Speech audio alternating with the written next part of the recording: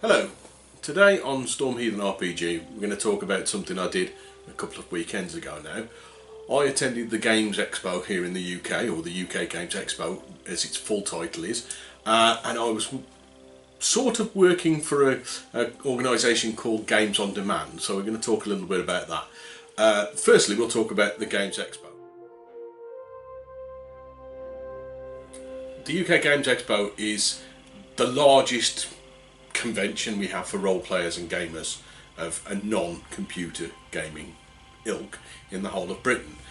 You can play board games, war games, dice games, card games, and most importantly to me, role-playing games.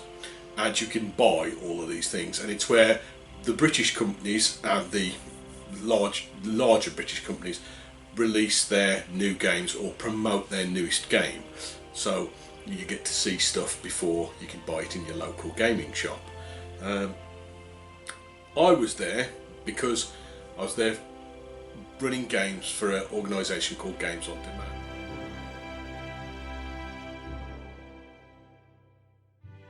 Games on Demand it's an idea that is run at various conventions around the world, designed to bring new people into role-playing, people who've never tried it before.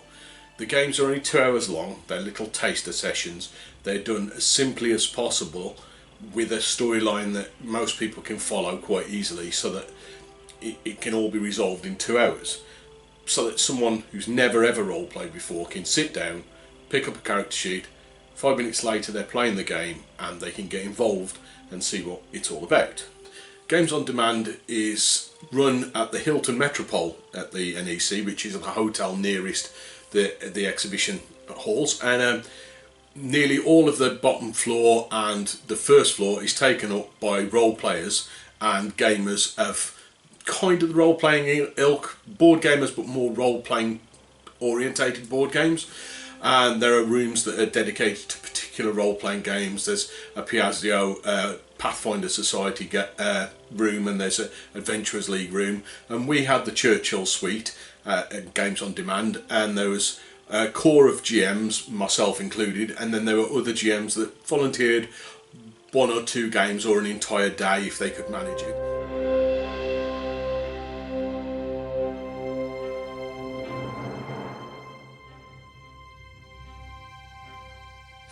The first game I ran was Victoriana.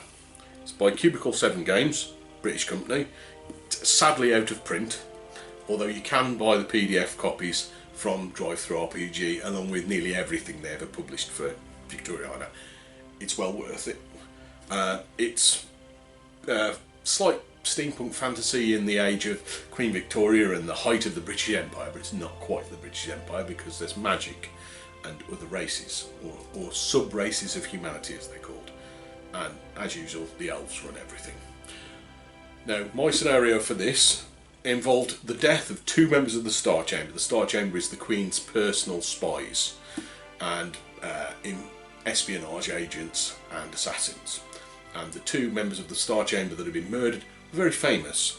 They lived at 221B Baker Street, and people may know them as a doctor and a private detective. And the player characters had to investigate and find out who murdered them and hopefully catch them. Most of them caught 2 people that had been there but weren't the actual murderers. In fact, everyone killed the wrong 2 Russian spies. But everyone seemed to enjoy the game and seemed to enjoy having a romp through Victorian London, chasing people down in steam-powered chariots and breaking their way into a small tavern on the waterfront of the Thames. And in nearly all the games, the person playing the gnome demolitionist blew up the perpetrators with a stick of dynamite. I think I ran it 7 times, and only in 1 did the perpetrators not end up being blown up by the gnome. Everybody had exactly the same idea. But everyone thoroughly enjoyed it. The next game I ran was Rogue Trader, which is part of the Warhammer 40,000 role-playing systems by Fantasy Flight Games. Fantasy Flight Games don't have the license for 40k anymore. It's been passed to a company called Ulysses Spiel of North America, who have now passed it on to Cubicle 7 of Great Britain. and they now produce a game called Wrath and Glory, which is the newest incarnation of the 40k role-playing system. My scenario for Rogue Trader, a little bit of background. To be a Rogue Trader you have to have a warrant of trade signed by one of the High Lords of Terror or the Emperor himself. My characters worked for a Rogue Trader whose warrant of trade had gone missing a long time ago, 11 years ago. And it just recently surfaced, and it was in the hands of a very large crime syndicate, and they were auctioning it off to the highest bidder. And of course, the rightful owner wanted it back. Unfortunately, the rightful owner is now poor and has a ship and a crew, but not enough money to buy something like a warrant of trade. So the player characters had to go in and steal it on a derelict space station in the middle of nowhere, while surrounded by other rogue traders that have got lots and lots of money and big guns, and a crime syndicate that doesn't want it stolen because they're going to sell it for more money than they've ever seen ever. There was a lot of hilarity, and I particularly enjoyed the one group that brought with them lots and lots of demolition charges and tried to blow their way out through various walls. It was an entertaining game to run, and everyone seemed to like it again.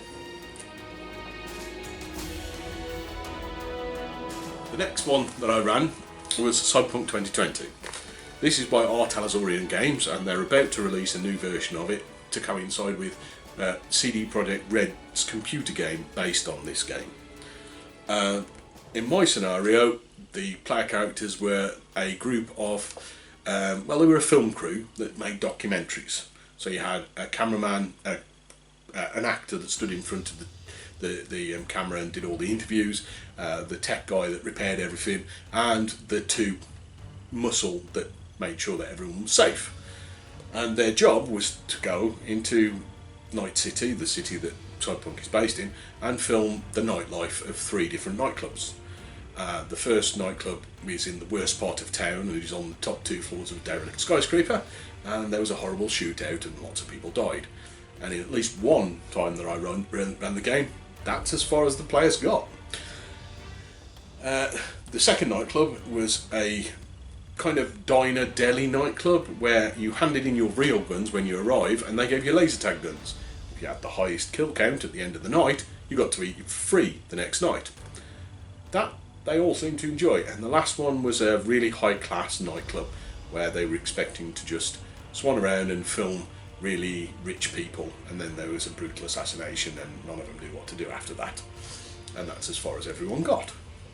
I ran it twice, I think. Everyone seemed to enjoy it. There were questions on where they could get copies of it, which was always good. Unfortunately, mine's a very battered copy, but you can buy brand new copies at the moment. The next game I ran was on the Friday night, which was Slay Industries Cannibal Sector 1. Now, Standard Slay Industries, which is also one of the games I prepared, is all about the corporation of Slay Industries and Uplay operatives. In Cannibal Sector 1, the completely, shall we say, it's not deserted, but the corporation has deserted it. They don't think Cannibal Sector 1 is useful anymore, except now they do. They found out that there's resources that they want.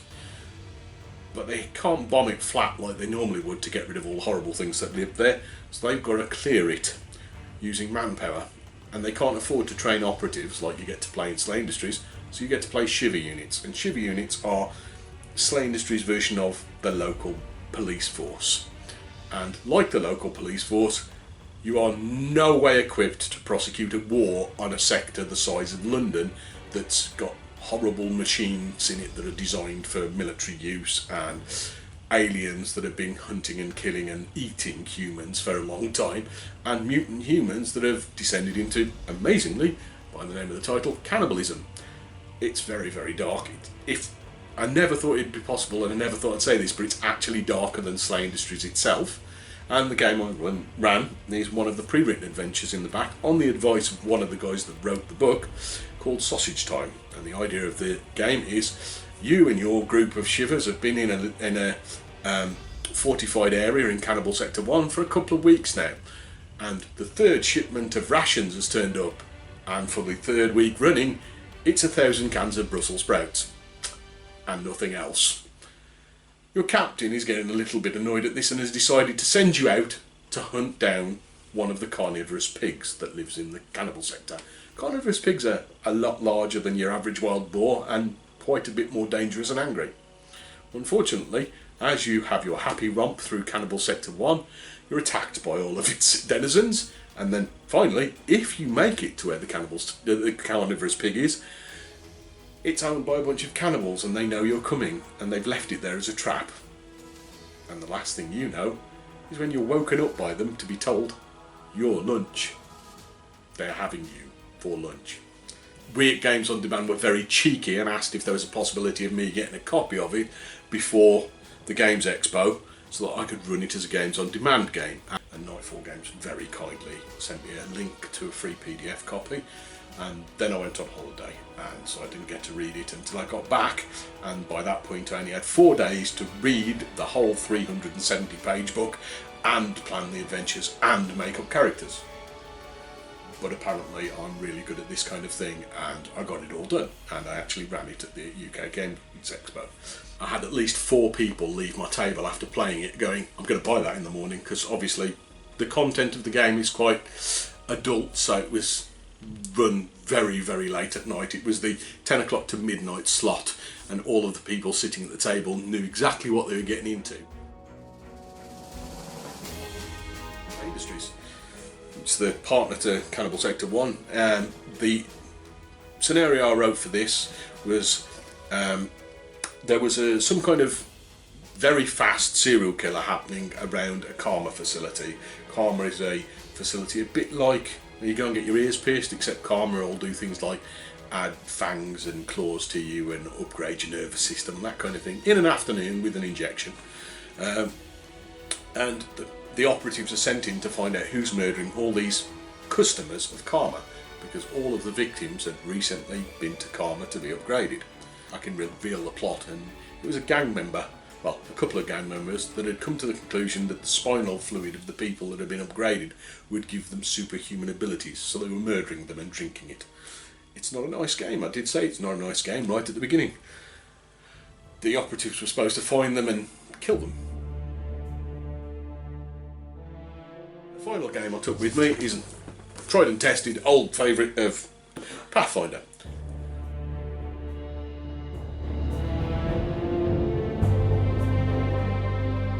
Role-playing is all about imagination and all about exploring whatever genre you're playing in. So some of it could be horror or science fiction or fantasy or whatever.